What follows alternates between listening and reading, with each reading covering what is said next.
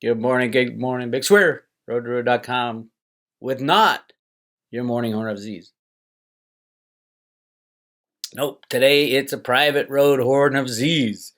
Um, road to road is shifting again, but same thing we did last time there was a bull run. I think my duty out there for the YouTube followers and Road to Ruta followers, I'm needed when things are real bad and to shed light and when things are good, anybody and everybody's going to chime in. And truthfully, I don't agree with a lot of people out there, but I usually last time I kind of backed off during the time of the booms because we are entering that time of the boom. So I'll be doing kind of half and half the free YouTube stuff and then half private road stuff on which cryptos I think will move best during the next couple months, weeks, years, things like that. And so that's the transition. I will be doing a lot more music because I think it's important. So I will be posting a lot of music videos, and I'll be posting a lot of the old Road to Ruta informational stuff because I think it's so important for people to understand where our system came from, why I think the crypto world is taking over, why it's needed, why Litecoin is so important. And the crypto I talk about today in the morning road trip is Veritasium. If you saw Bitcoin Ben's discussion last night about the exchanges, the regulators going to come in really hard on the exchanges to clean up their act. That is perfect timing for Cliff High's Veritasium move. So good luck getting it, though. I talk about that in my Friday road trip for private road members. To get that private road membership, if you're a member, just go to the member area on Road to Ruta. It's called right down here, the private road. Dun, dun, dun. Click on that, and you log in using your login information. If you want to subscribe or renew, I am giving away one Veritasium. This is I know this is going to be my biggest giveaway ever. If actually when Cliff High's data comes true that governments come to Veritasium to say, "Oh my God, we've got this problem with the exchanges. Can you help?" And I think absolutely 100%. That's what Reggie is being primed for. So, and I'm also giving away a music box, 70 songs, 13 videos. So, if you want to continue on this road to Ruta, I hope you guys subscribe. But I'll be giving away, some free content too. But most of it will be private road stuff going forward. And it's a year's subscription.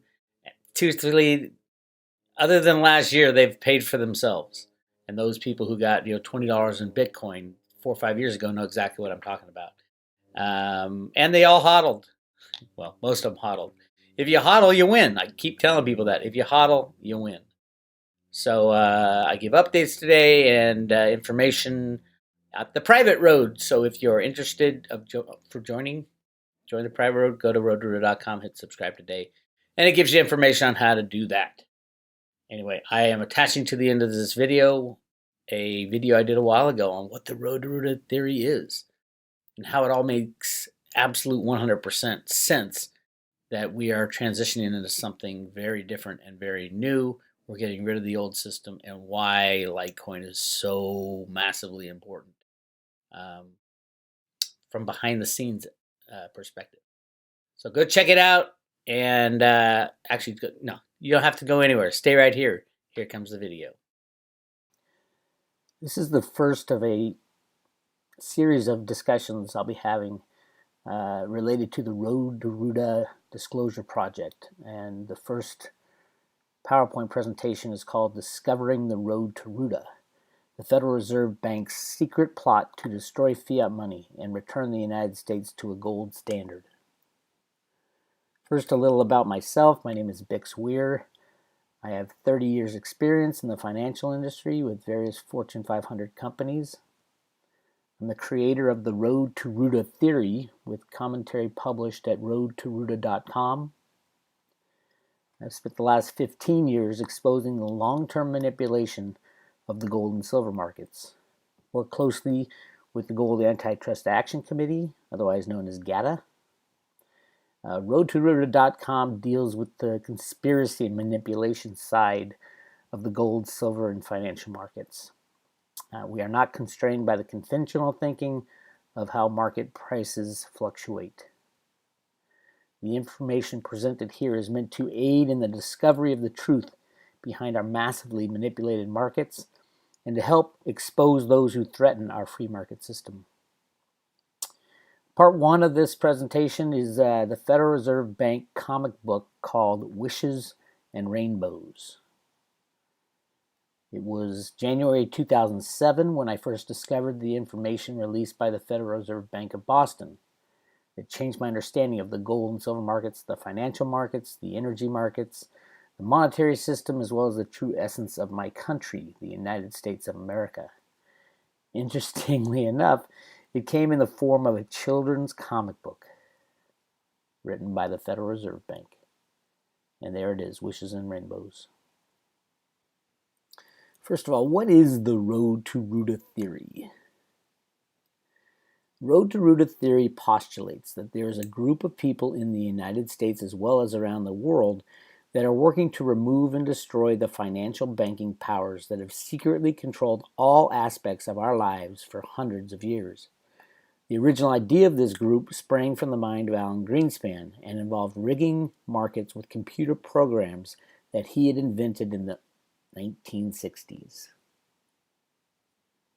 The process continues to this day. So why did the Federal Reserve Bank of Boston post a comic book on their website on January 1st, 2007 with two large red exclamation points after them? First of all, January 1st, 2007 is a holiday. I was at their website on December 31st, 2006. For some reason, this very site the next day posted these comic books with huge red exclamation points on them. That's exactly what it looks like. Since then, they have removed the red exclamation points, but the page is still there with the Wishes and Rainbows comic and the Road to Ruta, which is the teacher's guide to the Wishes and Rainbows comic. They are still on the Fed Boston website. The website address is right there at the bottom of this page. Now, the original idea of this comic book came from a short story that was written in the Fed Boston monthly newsletter that was published in September of 1980, which was a short story called Wishes and Rainbows. I actually got this copy of the original short story from the Fed Boston a few years back. Later on, I asked again because I had lost it, and they said they didn't know what I was talking about and couldn't find it. So I might actually have the last copy of the original short story. So after the short story was published in 1980, the Fed turned it into a comic book. And in 1981, they released the comic for Wishes and Rainbows. Now, this comic is extremely difficult to find, so all you comic book collectors out there should be on the hunt for this original 1981 Wishes and Rainbows comic. The 2007 version, there's a lot of them out there, although they are out of print. The Fed does not print these anymore. They just have a PDF download you can get on that website. So those are the two different versions of this Wishes and Rainbow comic. Obviously, it's very important to the Fed for it to publish this in the first place and then come out in 2007 to publish it. I might note that in 1981, we were talking about going back onto a gold standard, and Reagan had set up the Gold Commission to study the meaning of going back to a gold standard. And in 2007, we were on the brink of the financial collapse. So really interesting times that these comics were released, and I'll get more into that in a second. This is the inside cover of both the versions, and they pretty much say the same thing. It was written by a woman named Deborah Carpenter Beck. I don't know much about her, and there's not much to find on her on the internet, at least. But the other guy, the guy who adapted it into a comic book, is a guy named Stephen Devaux, and I found out quite a bit about him, and I'll get into that in a few minutes. So I'm going to go through a summary of Wishes and Rainbows. It's a very odd comic. It's very cryptic. with a lot of hidden meaning. But I'll just run through quickly a summary of what this comic is saying. Wishes and Rainbows is a story of a little girl named Roota who lives in a world of no color and is told by her grandmother stories of a wonderful place with colored flowers called Colorland. Her grandmother warns Roota that the people who live in Colorland are very big and can step on the small people of Pebbleton. Roota says that she's not afraid of the big people of Colorland and will bring some colors back to her grandmother and the people of Pebbleton. Roota then searches all around and finally finds colored flowers through a cave in Cobblestone Canyon after seeing a beautiful golden light.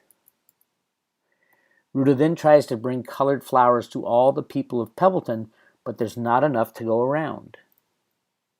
To solve this problem, Roota plants the hard black tears of the flowers and shines the golden light on them to grow new colored flowers, but there are still not enough to go around. Like I said, this is a very odd comic. It's very cryptic, but there's hidden meaning here. The mayor of Pebbleton then tasks Roota with allocating the scarce colored flowers fairly to the people. Roota writes her plans in the sand and decides to allocate flowers to the people, starting from the oldest Pebble person down to the youngest. Now, even though the model seems to work for a while, Roota continues to look for more colored flowers in an attempt to ultimately return the people to Colorland forever. So what is the purpose of this cryptic Fed comic? Well, the Fed tells us the purpose in the teacher's guide that they released with the comic. This is directly from the Road to Roota, a teacher's guide. The name of the teacher's guide is The Road to Roota, and these are quotes right out of that book. Wishes and Rainbows is for elementary school children and may be read as a simple story or as an economic teaching tool. Wishes and Rainbows illustrates many economic concepts including scarcity, supply and demand, and allocation. All of them, that's economics right there. It's very interesting that they had to write it in a strange comic book, but it's not far from the realm of what the Fed deals with. But they wrote more. One critical function that scarce commodities have often served is as commodity money. The scarcity of an item is one quality that makes it suitable for use as money, since limitations on supply serve to enhance its value. In addition, rarity precludes a sudden influx of the commodity, which could trigger a decrease in the money's value and result in inflation. Some items that have been used as money because of their scarcity include gunpowder, tobacco, animal skins, and precious metals. There we have the Federal Reserve Bank talking about scarcity and talking about why commodity money is desired and ending it with, and they use precious metals. Interesting. That's all I have to say about that. Is the Federal Reserve Bank of Boston, the anti-commodity money place, is saying that it can play a critical function in the monetary system. But they say more. The mayor of Pebbleton announces that since the colored flowers are so rare and valuable, they are going to be used as money with petals for change. So anybody who argues that this isn't a monetary allegory, this comic, the Fed Teacher's Guide just shot that one down right away. And here finally they say, has this analysis of the social and economic implications of wishes and rainbows overstretched the metaphor? For anyone who may think so, we call attention to the market for tulips in the 17th century Holland. Remember the tulip mania, the bubble, and that big deal was supposedly the first monetary collapse? All this is stated in the Fed Teacher's Guide, that there's more going on in this comic than what meets the eye. And I'll show you even more stuff in just a second here. Now we're going to go through the comic page by page, and what I want you to think about is I'm going to give you some substitution words for this comic. The Fed has already told us that there's more going on here. So when you're reading through this comic, I want you to think about substituting these words. First, for the land of no color, think about the unbacked fiat monetary system. Colorland is equal to the gold standard. The black tears are representative of the petrodollar or the oil standard. Pebbleton is the United States of America. The Pebble people are U.S. citizens. Cobblestone Canyon is actually the Grand Canyon, and we'll talk about the gold that's in the Grand Canyon in a few more slides. Gopher Junction is Mexico. I love that name, Gopher Junction, because of the illegal tunnels that smuggle people and drugs into the U.S. It's a perfect name. And then at the top is Boulders Ridge, Canada. Think of Mounties. Roota. The character Roota, the name is significant, but the person it represents is Alan Greenspan, and I'll get into why Greenspan in a second. The character Rocky in this cartoon is Stephen Devaux, the guy who adopted the original comic book. The grandmother in the comic is ex-Fed Chairman Arthur Burns. The mayor is President Gerald Ford. Now that's the full list of the words that you're going to see in this comic that I want you to substitute the background meaning for. Now I'm going to walk you through the entire comic. Now remember, this is coming from the Federal Reserve Bank of Boston. It's a comic book that's meant for kids. And that's what the 2007 version, that's the cover of it. What I'll do is I'll read this, comment here and there, but then we'll go into a full analysis afterwards. And it starts off. Deep beneath the ground, between Boulders Ridge and Gophers Junction, lies the little town of Pebbleton. The town looks like any other, except for one thing. There is no color. Because of the lack of color, all the houses look alike, and every street seems like any other street. The little Pebble people look the same, each about 6 inches tall, and instead of pretty pink blouses, blue pants, or yellow scarves, they wear only whites, blacks, and grays. And then you have a woman reading to little kids a children's story. The parents saying, "Look at the pretty shades of gray in the rainbow." People getting into traffic fights because there's no difference between dark gray and light gray. The only thing I'd point out in this picture is that look at the story they're reading, The Little Gray Riding Hood. One of the most terrifying children's stories ever invented was Little Red Riding Hood, as we all know what happens in the end of that one. The next page, the Pebble people are not happy in their world of no color. For centuries they have heard of stories of a legendary colorland, and they long to look upon the blues, reds, and yellows they have heard so much about. And then the grandmother is reading, and then Jack saw the goose flap its wings and lay its magnificent golden egg. And Roota says, "What does golden mean, Grandma?" And Grandma says, "Oh, Roota, golden is one of the beautiful colors of Colorland, along with blue and red and purple and oh, so many others. All my life I have dreamed of seeing the things that the stories describe, a tree's autumn colors or a flower's softly tinted petals." And Roota says, "But if Colorland is so beautiful, Grandma, why doesn't anyone ever go there?" All I'd like to point out on this page is look at the word golden. It is underlined. It is put in bold and in parentheses. Very, very kind of pointing it out. Hey, this is something you should look at, and it's talked about all throughout that comic. And remember, this is the Federal Reserve Bank talking about gold. So we move on to the next page. This is probably maybe the second most important page in this comic book. So Roota had asked her grandmother, why don't we go to Colorland? If it's so wonderful, why doesn't anybody go there? And here's what Grandma says.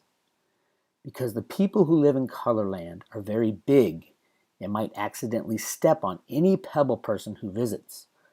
All our people are afraid to go there. And besides, nobody knows how to reach Colorland. Some say you can get there through the caves near Cobblestone Canyon.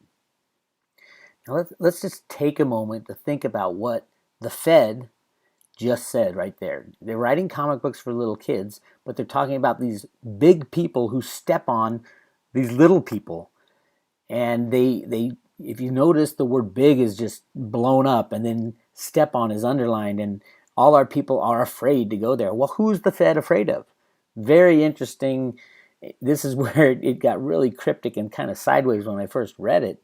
So remember this passage, because we'll get back to it. Roota goes on to say, "I'm not afraid, Grandma.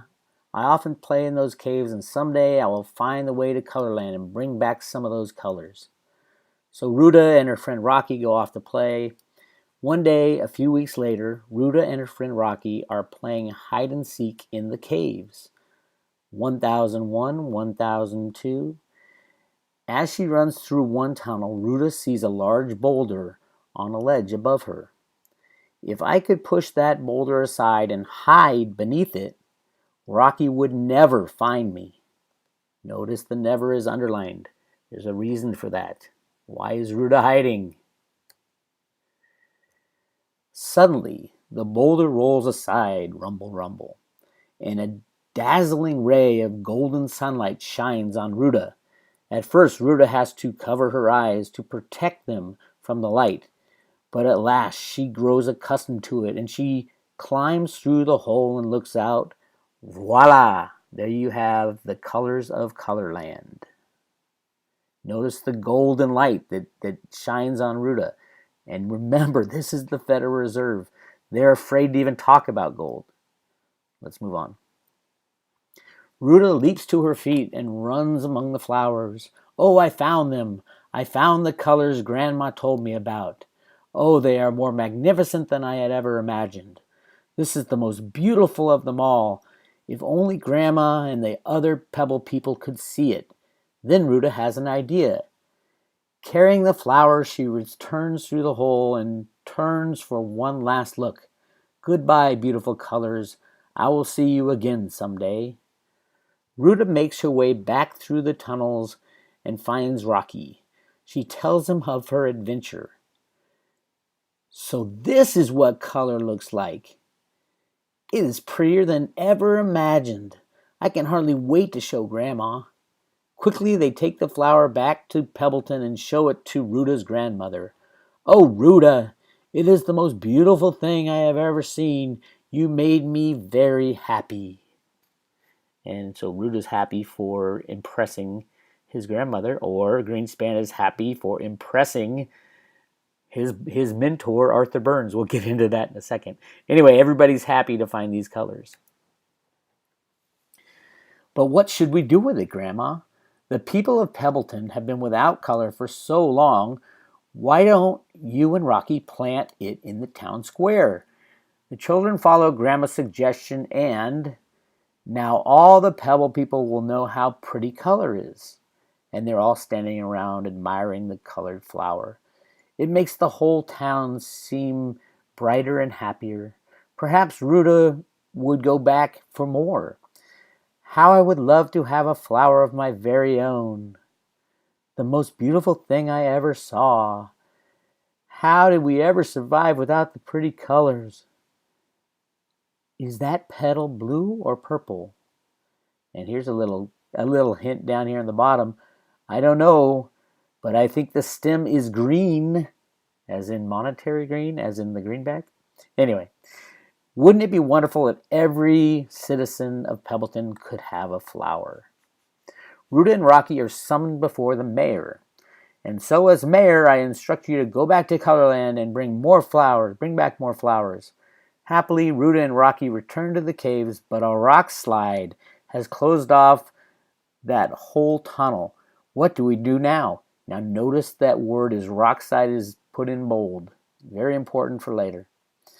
"Don't be so sad. We still have one colored flower.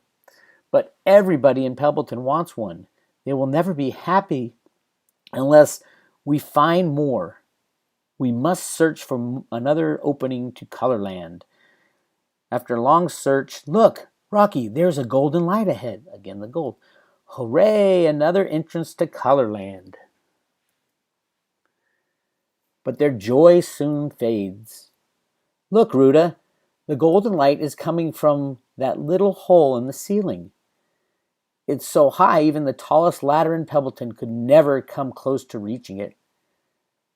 We have searched through all the caves, and there is no other entrance to Colorland. And they're sitting there all sad. Cheer up, the people of Pebbleton will have to learn to share the colors of our only flower. But so many people and only one flower.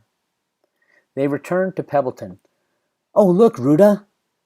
The bright and pretty flower has become wilted and gray. And look at the ground underneath the flower. Roota's all sad. And then the flower sheds 3 hard black tears. The flower's color cannot live without the golden light of the world above, but it is said that its tears will grow new flowers if they receive the light. Is this getting cryptic and bizarre enough for you? Does that black spot on the ground look a little like oil to you? Anyway, moving on. This gives Roota an idea. Come on, Rocky, let's go back to the cave. Once there, she places the 3 tears under the earth where the golden light shines down. The children take turns watering the spot every day. After a few days, 3 green shoots poke through the ground.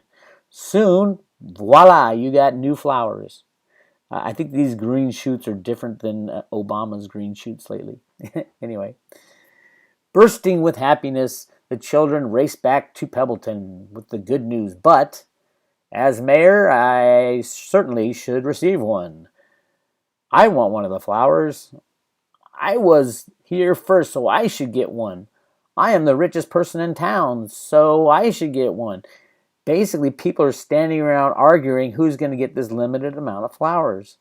If I don't get mine, I'll hold my breath till I get one.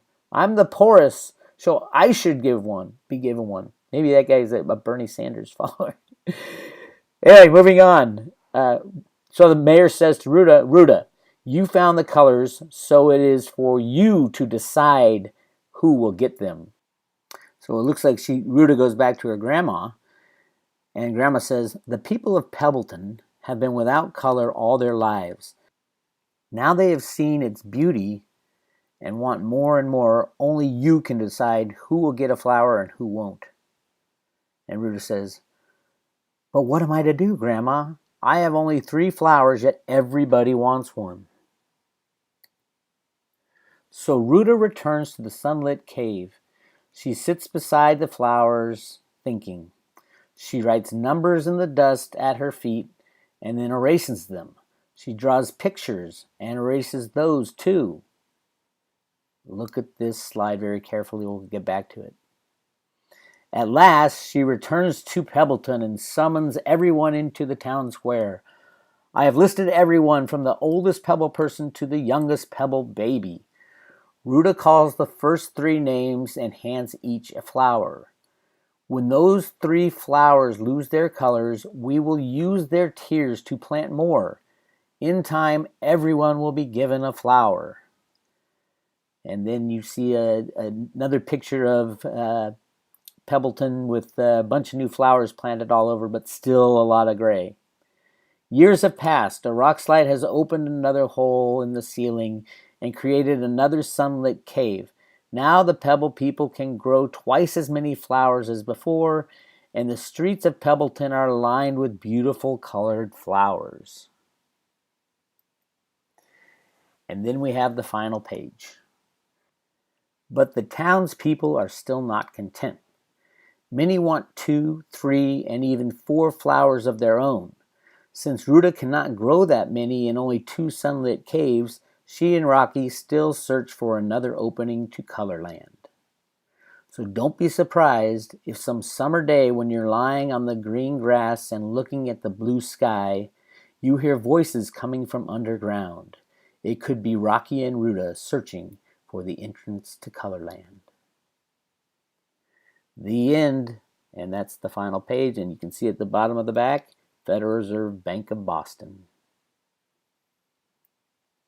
All right, so I ran through the entire comic. I interjected a couple comments, but this is the full analysis of what's really going on in this comic. And truthfully, you have to read it 10 times to get to where I have gotten. But I'm going to walk you through how I got there so that you know that I'm not just making this stuff up. I'm going to link up all this important information so you can understand exactly what the Fed is trying to say here. Let's start with the name Roota. Where did the name Roota come from? I had no idea. I had never heard of it before. I did a lot of internet searches just because it was such an odd name. Finally found some information going back into the 1970s computer manuals. Very interesting. In computer programming languages, root refers to the top level directory of a file system. The word is derived from a tree root since it represents the starting point of a hierarchical tree structure. Root A in financial computing would be the very first top level directory. And here's kind of a graphic that I found in an old IBM manual from the 70s on how to program computers. This was one of the first banking programs. Now I'm going to put together the Roota-Greenspan connection and show you why it's my contention that Roota is representative of Alan Greenspan. The term Root A was developed in the first shareable computer programming language called BASIC, which was invented by John Kemeny. John Kemeny was a childhood friend of Alan Greenspan's in the early 1960s. In the 1960s, Alan Greenspan wrote the very first financial computer programs that developed into our current electronic monetary system. Most people have no idea that Greenspan was a computer geek in the 60s and had been programming his entire life. On page 204 of his book, The Age of Turbulence, Greenspan blames himself for the Y2K problem because he used only 2 digits to represent the year instead of 4 digits in his original monetary programs. Famed economist Pierre-Andre Reinfret said of Greenspan's company in the 1960s, they specialize in what is known as econometric model system of forecasting, which is forecasting by mathematical equations or modeling. I have a mental image of Alan at forums poring over his computer runs to evaluate whatever someone said and flipping the pages looking up numbers. I also remember him droning on reading the numbers off the spreadsheets. Greenspan was an Ayn Rand devotee and staunch gold bug, arguing for the return of a gold standard with his seminal paper Gold and Economic Freedom, published in 1966. So you have Greenspan, who was knee-deep in computers, a gigantic gold bug from the 1960s, and he absolutely wanted to go back to a gold standard back in the 60s and even the 70s. And Alan Greenspan's mentor, the guy who he followed, like a puppy dog, was Fed Chairman Arthur Burns. Arthur Burns wanted to return to a gold standard as well in his early career, only to flip-flop in the 70s, helping drive inflation through the roof. And everybody was like, what is going on with Arthur Burns? He's printing money like it's going out of style. This is more of the plan that these guys concocted.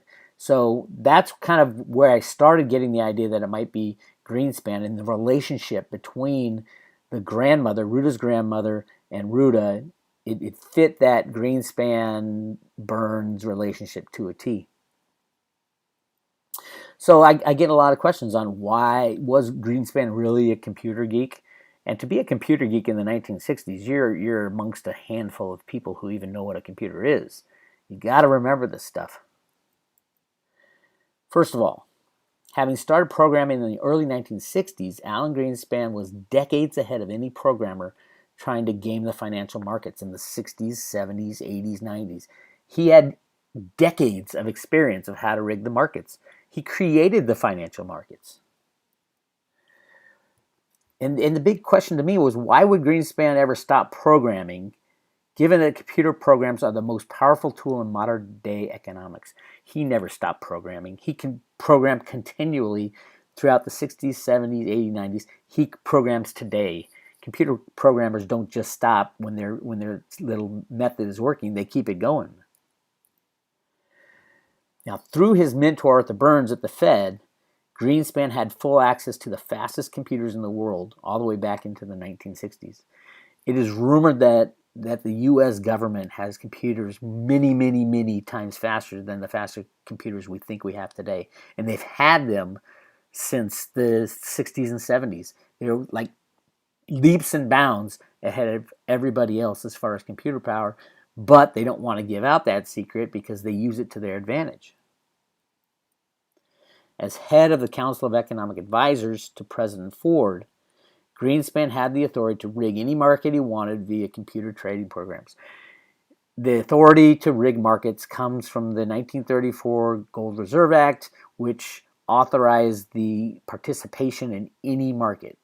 And the U.S. Treasury runs it out of the U.S. Fed using the Exchange Stabilization Fund money. That can be proven very easily, but that is where Greenspan got the power and authority to implement his computer trading models. And computer trading programs gave him the power to prolong and extend the unbacked fiat system for as long as they wanted by controlling the prices of all market-traded financial instruments, including gold, silver, oil, and the U.S. dollar. Now remember, the only reason that the unbacked fiat currency has lasted as long as it has, which is since we went off the gold standard in 1971, is because the prices of commodities have been kept in check. And the only way they were kept in check is through the computer trading programs invented by Greenspan and implemented by Greenspan. So my belief is a decision was made in the 1960s to run the unbacked fiat system to infinity, sucking up all the benefits of fiat money before imploding the entire electronic debt bubble. And there's proof of that in this comic that I will show you. But back to Greenspan, and this is kind of my final proof, and I found this in the archives, that Greenspan was knee-deep in the computer world and railing against the government. This is a 1984 commercial of Greenspan trying to sell the Apple IIc computers. The Apple IIc and money. People in high places are always asking me, Alan, where does the money go? If you wonder the same thing, I suggest an Apple IIc, an Apple modem. Then you can call up your bank and see how much money you have. You can even pay off your bills automatically. If you have any money left over, congratulations. You're doing better than the government is. The Apple IIc. There's no telling how far it can take you. Don't you just love that? And think, when Greenspan did that commercial, he had over 20 years of computer programming experience. How many other people were there still, probably in the late 70s, early 80s, who were expert computer programmers? Handful. That's it. There wasn't a lot. Not like today. Okay, moving on from Greenspan, who is this guy, Stephen Devaux, the adapter of the comic? I did a lot of research into him. Some of it was very hard to find because when he was working secretly at the Fed, there's not much information available. But I did find out he served in the U.S. military intelligence in the 1960s. He was a computer programmer in the 1970s when there were very few. He is internationally recognized as expert on project implementation. Now, what is a bigger project than orchestrating this road to Roota theory of controlling the markets and controlling the monetary system with computer programs? That's about as big a project as you can imagine. He worked at the Boston Fed in the mid-70s through the mid-80s. Now, this is interesting. He's best friends with a legal professor, Harold J. Sullivan, who wrote Civil Rights and Liberties. The highest award for a U.S. District Attorney is the Harold J. Sullivan Award. I have yet to find anything on who that award was named for other than this guy, Harold J. Sutherland, who was knee-deep. Remember, all this stuff had to be done in secret because if they did it and the bad guys knew, then they would have been taken out. Like, they took out Kennedy and so many other people before him. So they're doing all this market rigging secretly, and that's why there's no information on who Harold J. Sullivan, the Harold J. Sullivan Award is named after. So Harold J. Stephen Devaux's mentor was George Goodwin Jr., who wrote this book called Little Legislatures, Committees of Congress about the Power and Autonomy of Subcommittees in Congress. Basically all about how to do things in government and keep them secret. So Stephen Devaux was a consultant to the Department of Defense and the U.S. Air Force. This is a guy who, supposedly only adapted this comic book.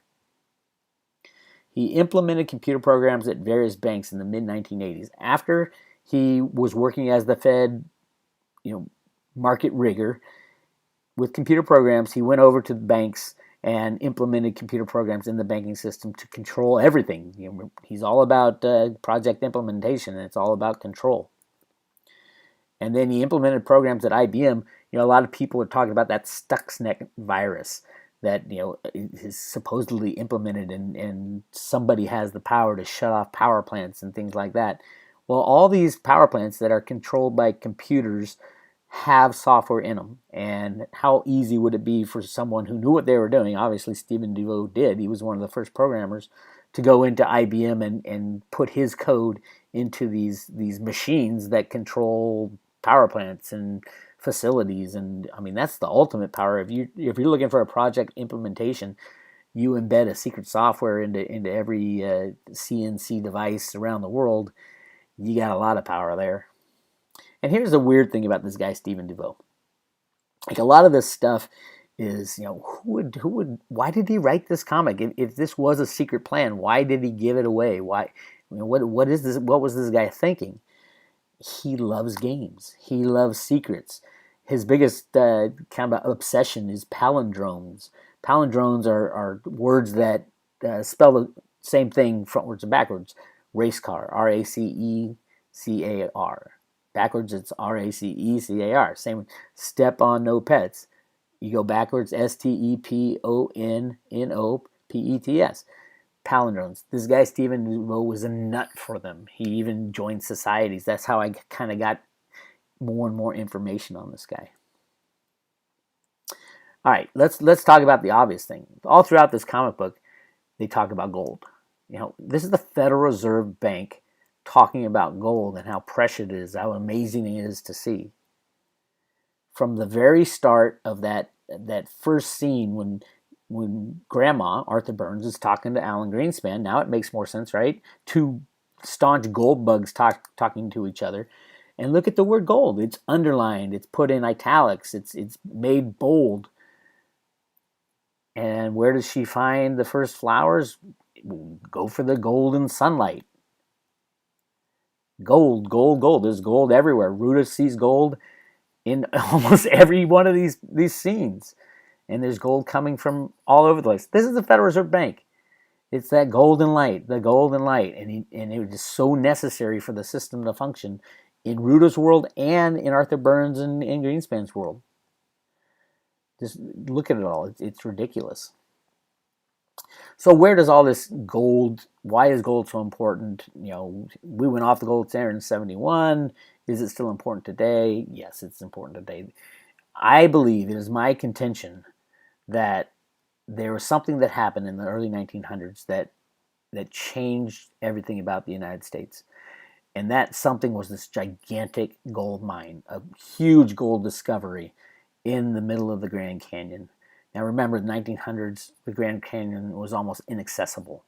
You couldn't, it would take days to get there, and it was so rugged you couldn't even get there for most of the early 1800s. But let me walk you through this gigantic gold discovery and walk you through why it was so important and how it changed America. So here's an article from the New York Times, front page article on June 19th, 1912. And it says, tell of vast riches in the Grand Canyon. And some of the captions from this are, men engaged in gold dredging operations expect to astonish the world. He declares that when the whole field has been developed, the supply of gold in the world will have been increased by billions. I know that it will be difficult to comprehend that I have a correct comprehension of the wealth that is buried in the banks of the Colorado Canyon, he says, but I can demonstrate every statement I make to be absolutely true, and that my chief shortcoming is the inability to comprehend the vastness of riches that lie along that great stream. Exposed to sight are billions of yards of silt, containing more billions of dollars in wealth of precious metal than the human mind can possibly grasp in computation. I mean, that's coming from the New York Times front page in 1912. Let's just soak that in a little bit, and now let's think about what was the world like in 1900. Here's the world gold supply. Only 450 million ounces of gold had been mined prior to 1900. Here's the New York Times talking about billions of ounces of gold that have been discovered. The world's monetary gold was only about 100 million ounces. And remember, gold was money back then. The U.S. had 30 million ounces of gold in circulation and in reserve. Okay, the U.S. has 30 million ounces, and they're saying, well, we just found billions of ounces of gold. The difference between 30 million and billions of ounces. In the late 1800s, it was a very, very chaotic time with the U.S. changing from a silver standard to a gold standard. There was the gold rush, Comstock silver mother lode, crime of 73, the bimetal standard. Basically, money was very chaotic, but it was kind of contained. We used gold and silver as money.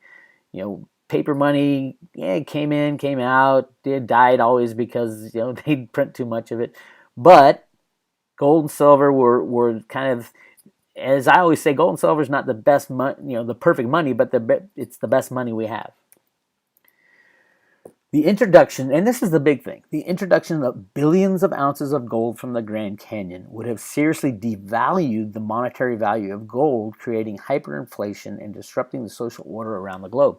The United States, if we really did introduce all that billions of ounces of gold, what would happen to every country's, well, other than the U.S., and the people who controlled that gold in the Grand Canyon, everybody would pretty much see their monetary wealth is cut by 100 or 1,000.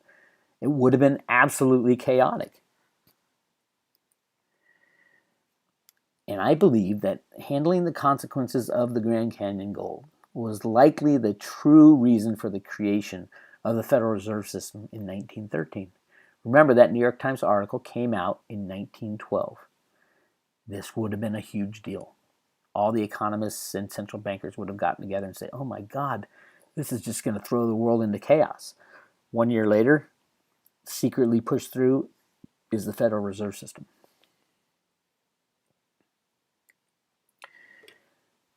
President Woodrow Wilson, the president that signed the Federal Reserve Act, regretted allowing the Federal Reserve Act to be passed.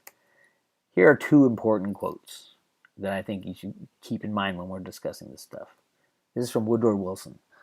I am a most unhappy man.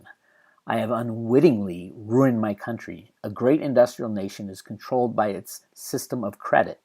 Our system of credit is concentrated. The growth of the nation, therefore, and all our activities are in the hands of a few men. We have come to be one of the worst ruled, one of the most completely controlled and dominated governments in the civilized world, no longer a government by free opinion, no longer a government by conviction and the vote of the majority, but a government by the opinion and duress of a small group of dominant men. Does that sound like a president who was happy he signed the Federal Reserve Act? But can you also see how it was forced upon him by all these economists and bankers saying, hey, if we release this gold to the world, it would crush everything, and you're talking about pure chaos. And here's the other quote, and this one's from me. The decision to hide the Grand Canyon gold was the biggest mistake in the history of the United States, and we are still living with the consequences today. So let's talk about what happened to the Grand Canyon gold. I mean, if you've got billions of ounces sitting there in the Grand Canyon, what happened to it all? Well, the first thing I want to say about this is that the New York Times article from 1912 talked about whole bunch of mining equipment going in there, and they had already started mining.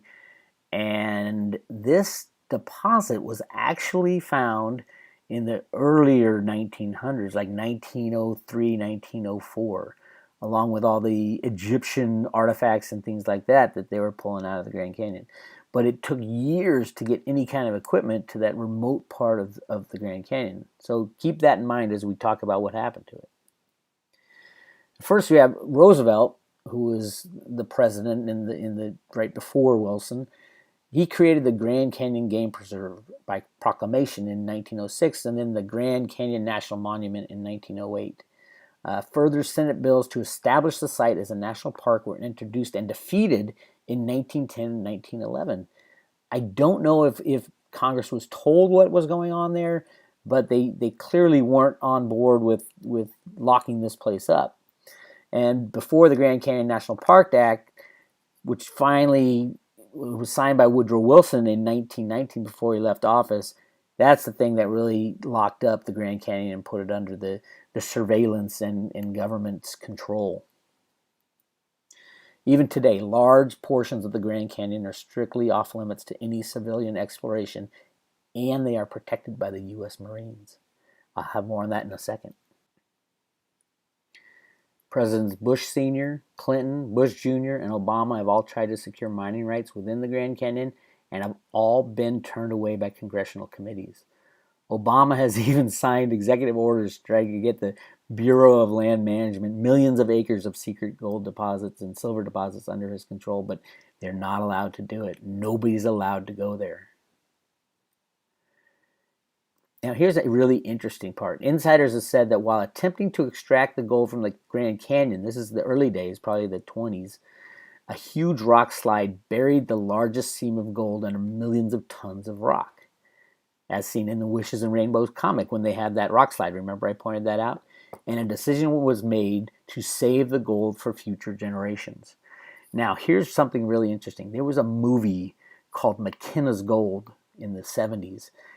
Almost the exact same thing happened. They were looking for hidden gold in the Grand Canyon, and they find this gigantic gold seam, and there's a huge rock slide that buries everything. Supposedly that was a kind of a reenactment of what actually happened when they were trying to mine this gold in the Grand Canyon in the early 1920s. Because if you think about the Grand Canyon and the cliffs, if you set off explosives or try to dig gold out of the side of the cliff, it's very easy. You can see how those cliffs could fall down, and apparently that's what did happen.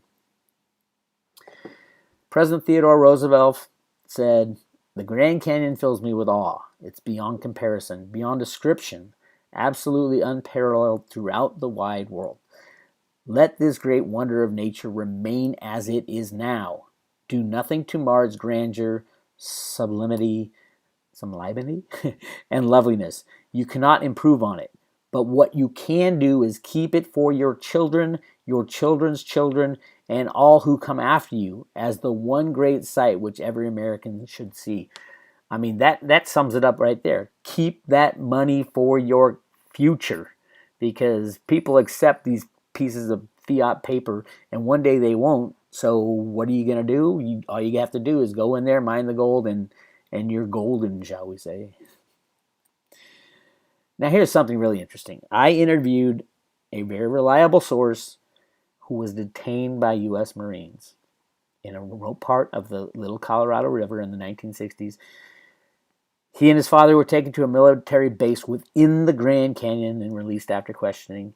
He did see some of the Egyptian artifacts. He said he didn't see any gold, but it was a huge base. It was a huge base right in the middle of the Grand Canyon, and you have no idea it's there.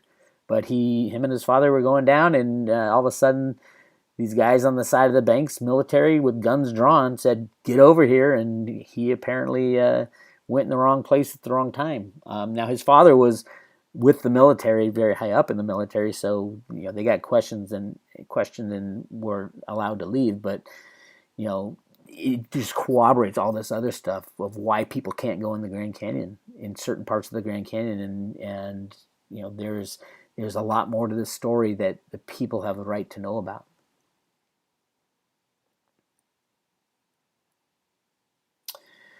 there are also many more hidden gold mines in the United States.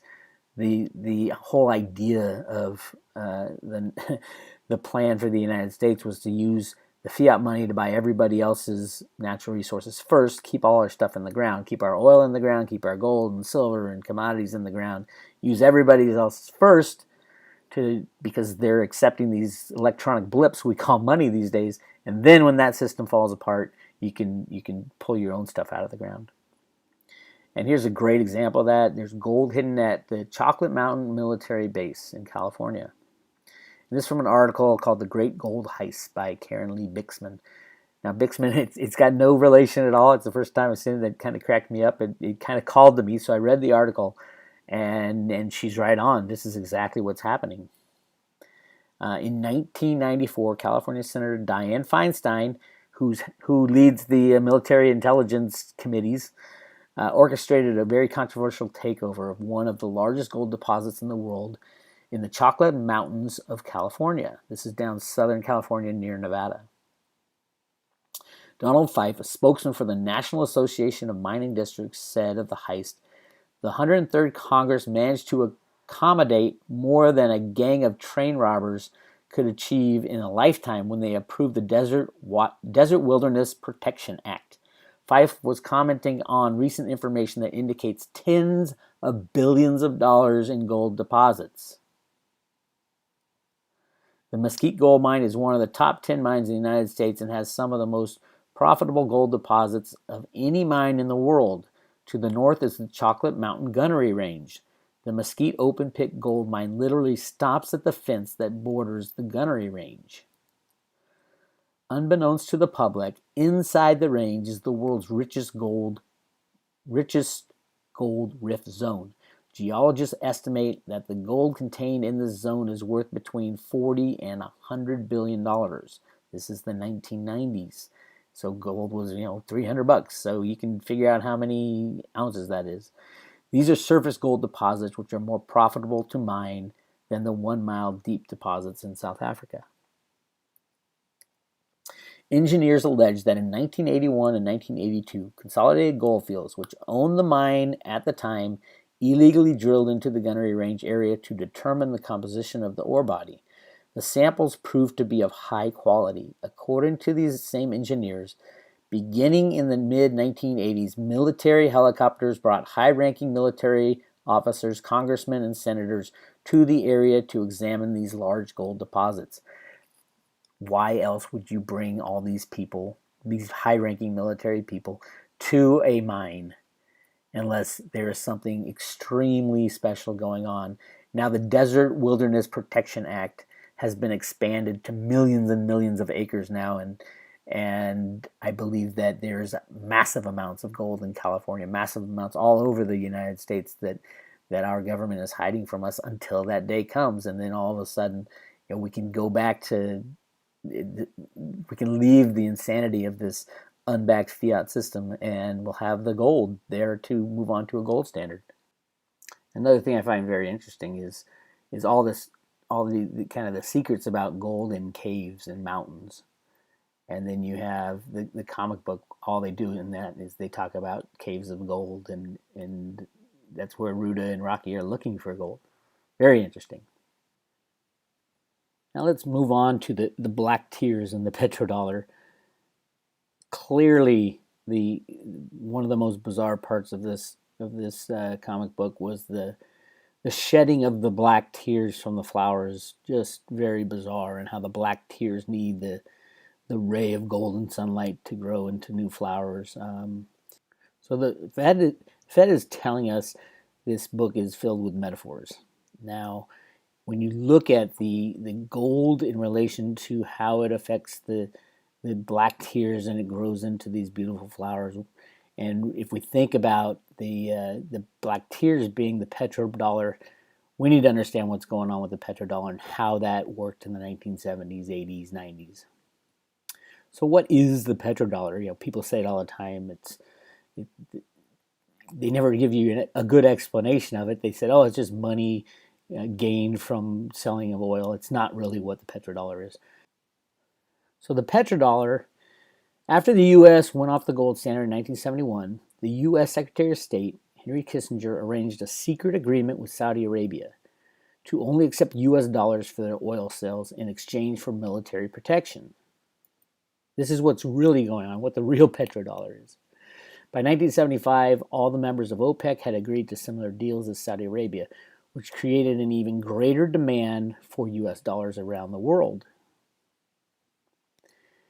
The agreements to trade oil in U.S. dollars not only created an artificial demand for the dollar, as any country wanting to import oil must first convert their national currencies into U.S. dollars, and required all countries to hold U.S. dollars in reserve for future oil purchases. As an added benefit to the U.S. financial system, the U.S. also required Saudi Arabia to deposit the money they make from oil back into U.S. banks and invest heavily in U.S.-based assets such as the U.S. debt securities, U.S. equities, in order to additionally support their values. So it was kind of a recycling of the petrodollar. The world would pay for oil in dollars. The Saudis and others would reinvest in the U.S. to prop up all the assets and the U.S. debt, and it just went round and round. When oil-producing countries wanted to sell oil for other currencies, the U.S. would threaten to use military action on them in attempts to stop this from happening. That was the case in Iraq and in Syria, Venezuela, and North Korea. That was the whole idea. If you decide unilaterally on your own to sell oil in anything other than U.S. dollars, we're not going to let it happen, and we're going to attack you. We'll figure out a reason why to attack you. Although the petrodollars helped the U.S. dollar and financial system immensely over the past 45 years, it's now breaking down and being used as a weapon against the U.S. strongholds in the world. Saudi Arabia is now threatening to sell all U.S. assets, which many believe would destroy the value of the U.S. dollar. Personally, I don't think Saudi Arabia selling their $700 billion in U.S. assets will have a blink of difference, considering that the U.S. dollar is now, the price of the U.S. dollar is now determined on the derivative market, where 5 trillion U.S. dollar derivatives are traded every day, so 700 billion is not going to do much at all. All right, so what was Roota's big plan? In the comic book, Roota's plan is to return colored flowers to Pebbleton, which can also be understood as returning the United States to a gold standard. When tasked with this by the mayor, which was President Ford at the time, Roota writes economic formulas in the sand. Now, remember, Alan Greenspan in the 70s was placed as the head of the economic advisors for President Ford. He basically had two tasks. One is to figure out how to stay off a gold standard and without the monetary system collapsing. And number two was to take care of Social Security system, which was a gigantic problem back then, just like it's a gigantic problem now. And Greenspan's actually talking about that almost daily now. But it was part of the Road to Roota theory, is that if you look how Roota allocates assets, she decides to give the oldest people the first flowers. Interesting, considering that Greenspan was tasked to fix the Social Security problem. If we do have a monetary collapse, you can bet that Alan Greenspan is going to start with the Social Security system and say, well, you know, we've got so many people of older age that have been working so long, they should get the first new money allocated by the Fed, if that is something that is accepted by the people, which even the teacher's guide says it might not be accepted. In the 1981 version, it was an asset allocation model, very similar to On the Road to the Golden Age, which concluded that in order to return to a gold standard, a country should first increase the unbacked fiat money system to infinity, soaking up all the benefits, free money, before returning to the discipline of a gold standard. So there's Roota. This is from the 1981 comic, and notice what she's writing in the sand. She's writing these asset allocation models. That's exactly what Alan Greenspan was doing in the early 70s when asked to fix the Social Security system. But the formula she's writing in the ground, it took a while to decipher.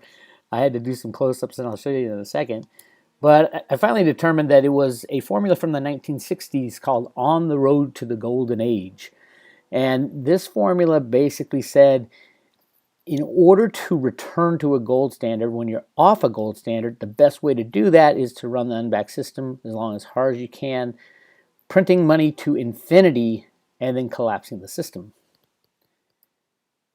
So the way it looks is, you'll see in the sand that Roota writes the G and P is to be invested, and you can see the G and P, the T equals infinity with the squiggly line under it.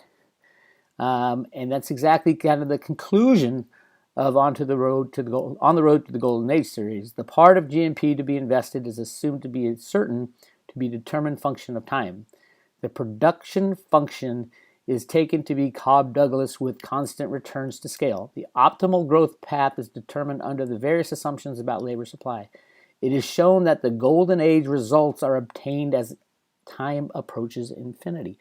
So they want to run this as long as possible, and that was the conclusion back in the 1970s, and that's kind of the where it shows the conclusion mathematically. It's very complicated in my world, these economic formulas, but in Greenspan world, this is the stuff he loves. This is the stuff that was leading edge when he was under the tutelage of Arthur Burns, and learning how to be an economist and learning how to control the system with his computer programs.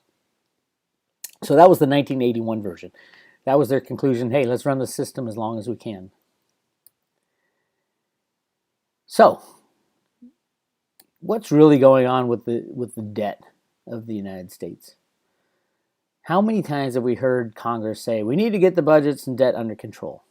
I mean, every congressman, anybody running for office, they all say the same thing. But do they ever do it? That's the big question.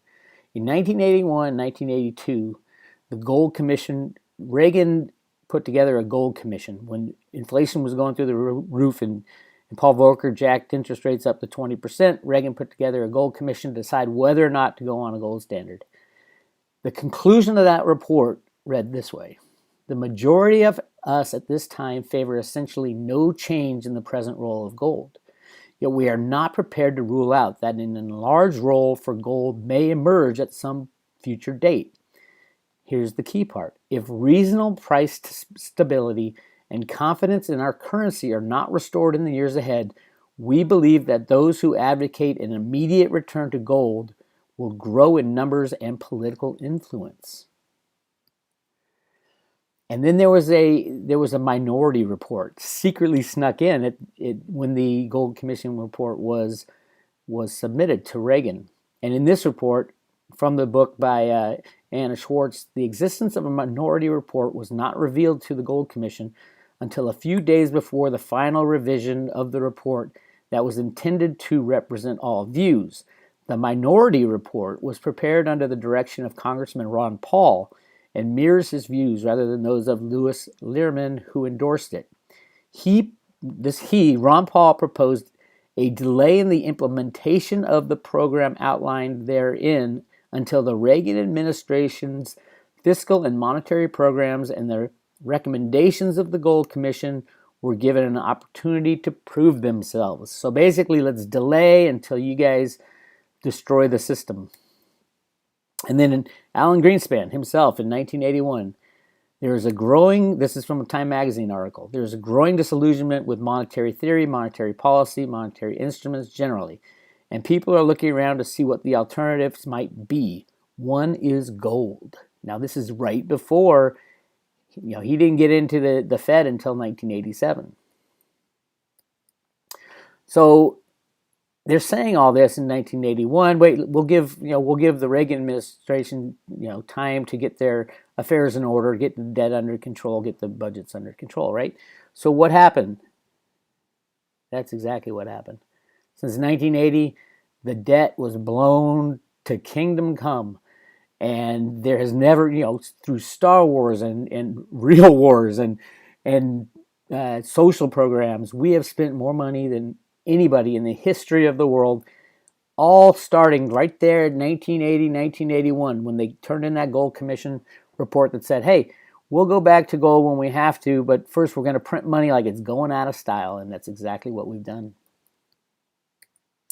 So let's go through a summary of Greenspan's big plan to implement this gold-backed currency and ultimately get us back to a monetary system backed by gold. And his plan, it was rig all the markets via computer programs to control the price of all monetary instruments and commodities in order to facilitate the world's first unbacked global monetary system. That's exactly what we have. And it's all done with computers and derivatives. I've been saying it for years. Computers and derivatives run the price of everything. It doesn't matter how much physical silver is bought, sold, or dug up out of the ground. It's all down to the derivatives. And that goes for every other commodity, every stock, every bond. It's all about derivatives. Run the unbacked system to its maximum capacity, creating unbacked fiat money at will while talking up the need for balanced budgets and fiscal responsibility. Yeah, who does that sound like? Everybody in Congress. Grow the U.S. debt and unfunded liabilities to unimaginable amounts. Soak up all the benefits of unbacked fiat money by building houses and infrastructure, building the military, and funding social programs that the U.S. cannot afford. Remove all regulation around derivatives in order to give the banks enough rope to hang themselves. It's exactly what Greenspan did at the end of the 90s. Removed all derivatives to create bigger and bigger bubbles so that when they burst, there's no choice but to go back onto a gold standard. We're required to testify in public, be as obtuse and incomprehensible as possible in order to steer people away from what was really happening. That sums Greenspan up right there. You couldn't understand a word he was saying. And all he was doing was keeping the people away from what was secretly going on in the background. At some point, orchestrate a computer program generated global market crash and destroy the unbacked global monetary system. He has tried and tried again. He tried in 1987, 2 months after he got in office. There's a computer. All these crashes are controlled by computers. Greenspan wrote the first computer programs. He invented the electronic asset in 87, in 2000, 2008, and then I believe he's going to do it again in 2016, which is this year. And then ultimately advocate a return to the discipline of a gold standard. And then after you crash the system, allocate the new money to the U.S. population according to Social Security balances, just like Roota did, giving the older people the first flowers because they'd already put in the work. Okay, here's where it gets a little dicey, and we're nearing the end of this presentation, but it's probably the most important part. The Fed's fear of the big people. This one slide should be disturbing to everybody because everybody thinks the Fed is the big people. The Fed are the nasty ones who, control the system. But there's something else going on, and the Federal Reserve is, at least the people working behind the scenes, are very afraid of these big people, as they call them. And remember, this is kind of right after Kennedy was taken out, and there's a lot more going on there than what they told us. So the Fed's afraid of someone,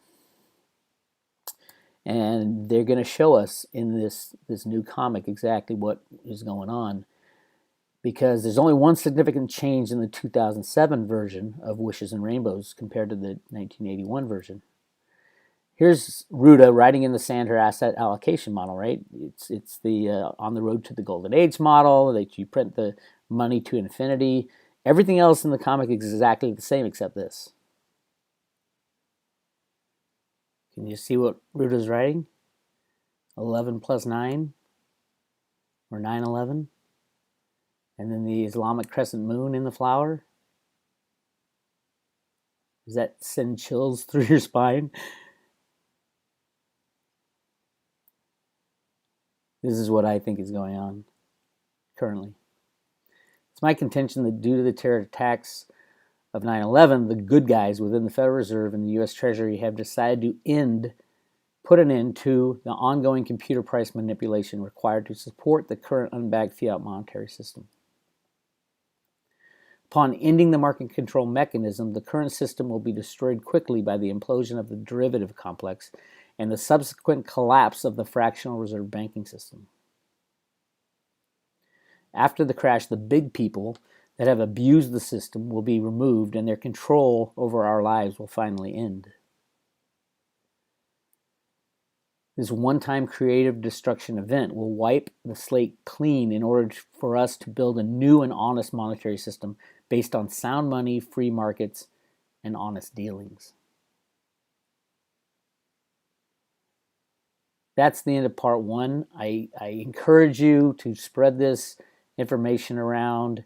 It's all there. It's all laid out before you. That all the evidence is there, and it's kind of hard to argue against it.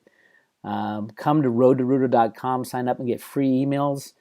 I put out 3 or 4 emails every week, and it follows up on what's going on behind the scenes the best I can figure it out. And there's a lot more to talk about. I'll be doing more of these. But right now, is this the end? Well, stay tuned for the next video, which will cover more secrets as the truth is revealed along the road to Roota.